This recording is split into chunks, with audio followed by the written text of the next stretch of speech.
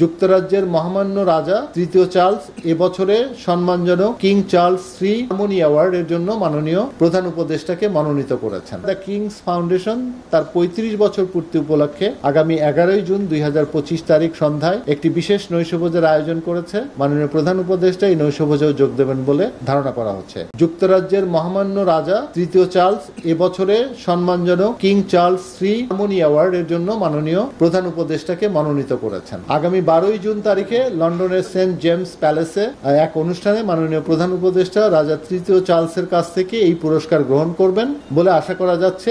এটি কেবল মাননীয় প্রধান উপদেষ্টার ব্যক্তিগত অর্জন নয়, বরং বাংলাদেশের জন্য এক অসামান্য মর্যাদা ও গৌরবের অনন্য স্বীকৃতি।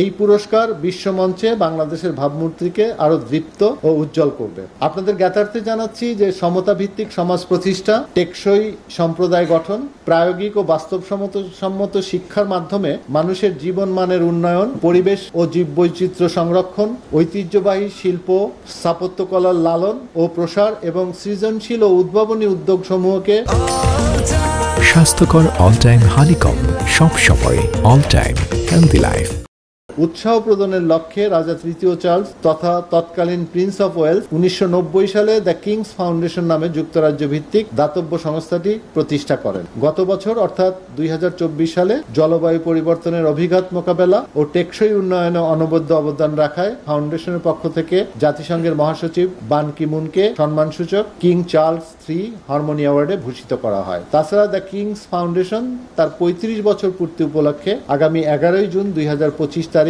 সন্ধ্যায় একটি বিশেষ নৈশভোজের আয়োজন করেছে। মাননীয় প্রধান উপদেষ্টা এই নৈশভোজেও যোগ দেবেন বলে ধারণা করা হচ্ছে। সামগ্রিকভাবে এই সফর বাংলাদেশ ও যুক্তরাজ্যের মধ্যকার ঐতিহ্যবাহী বন্ধুত্বপূর্ণ সম্পর্ককে আরো গভীর ও সুসংহত করবে, বাংলাদেশের আন্তর্জাতিক অবস্থানকে আরো শক্তিশালী করবে, দুদেশের অর্থনৈতিক সম্পর্ককে নতুন উচ্চতায় পৌঁছে দেবে এবং চলমান গণতান্ত্রিক প্রক্রিয়ায় আন্তর্জাতিক সমর্থন আদায়ে গুরুত্বপূর্ণ ভূমিকা পালন করবে বলে আমরা বিশ্বাস করি।